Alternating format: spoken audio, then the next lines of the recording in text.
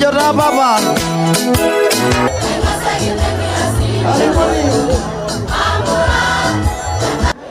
750 mmekataa kwa sababu ninaomba utupatie just 10 boreholes ya mashule. Hospitali yetu inahudumia sehemu kubwa.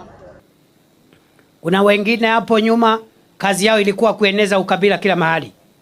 Wanaongea tu mahali mambo ya mahali walizaliwa na wako na vyeo kubwa ya kitaifa, lakini badala ya kuhudumia taifa wanaenda huko kusukuma mambo yao ya kijiji yao peke yao. Na hiyo ndio tunasema hatutaki tena.